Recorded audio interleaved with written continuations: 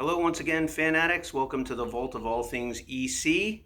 Here with my trusty sidekick Decca to talk about the newest volume in the EC Artist Library series.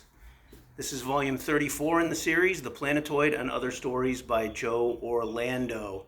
This is a great volume that showcases Joe's earliest science fiction work for EC. He first was brought on board by his good friend Wallace Wood, and in the beginning he was kind of known as being a Wallace Wood clone, and that's why he was initially hired at EC. Al Feldstein said, "Wow, we've got another Wally Wood."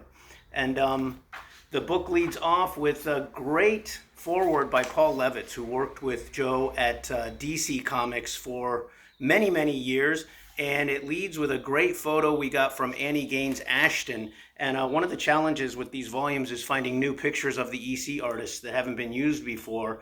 And worst case scenario is reusing one that's already been used. But I wrote to Annie Gaines and asked if she had any unpublished photos of Joe Orlando. She sent me 3, and that was by far the best one. Paul Levitz talks about Joe's sly smile, and this picture certainly does showcase that sly smile of Joe Orlando's.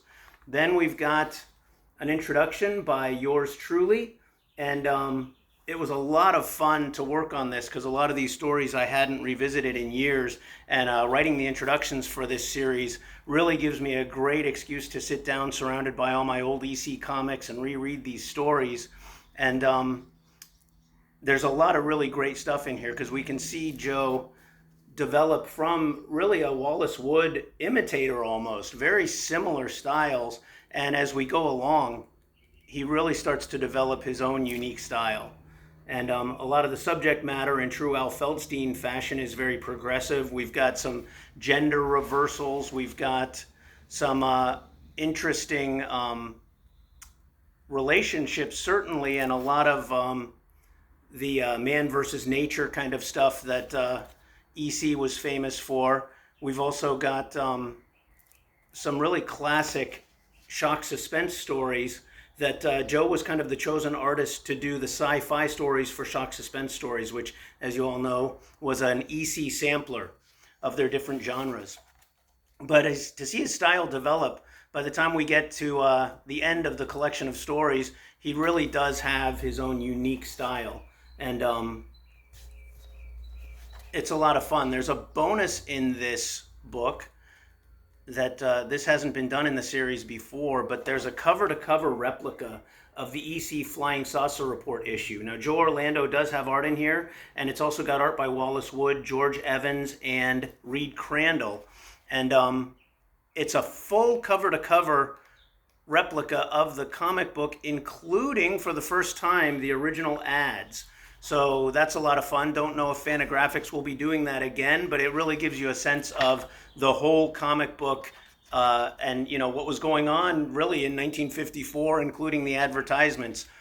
Then we've got a great biography by Steven Ringenberg, and close off with an EC history by first generation fan Ted White. Highly recommended, but of course I would say that I thought it might be fun to show you something that I talk about in the book. So I've got the introductions to both the collection of Joe Orlando sci-fi work and also the introduction for the Flying Saucer Report issue that is reproduced in full. So in my Flying Saucer report, I talk about something odd that happened while I was researching for this. And I collect EC mailing envelopes, and a lot of those were used to send production materials back and forth between EC Comics and Chemical Engravers. And I happen to own the one that is marked Weird Science number 26, and that would be the Flying Saucer Report issue. It's actually Weird Science Fantasy number 26, but this envelope would have contained original production materials for that issue back in 1953-54. Chemical means Chemical Engravers. They did the color separations for ECs, so proofs would be mailed back and forth. And I was tipped off by fellow EC researcher Philip Smith, bookseller, and he told me that he was finding buried treasure in a lot of his EC envelopes, things that had snuck to the bottom. And so I was checking through my envelopes, and in this one marked Weird Science number 26, I found 4 glue-stained little letters that had fallen off of something, and I didn't know what. And I didn't automatically assume that it would be related to that issue, because one thing I know from talking to Roger Hill is that when he and Russ Cochran would go through the original art, often there were paste overs and things that had fallen off. They might be in the bottom of an envelope and they'd repaste them. And these are letters that just never got repasted, obviously, but Philip was able to identify that these letters are from the original cover of Weird Science Fantasy number 26. So if you look really closely at the reproductions of the covers now that are available, you'll see some handwritten letters. Those handwritten letters are replacing these that fell off of the original cover. So I thought it was funny in researching this issue that I was able to find some original lettering from the cover.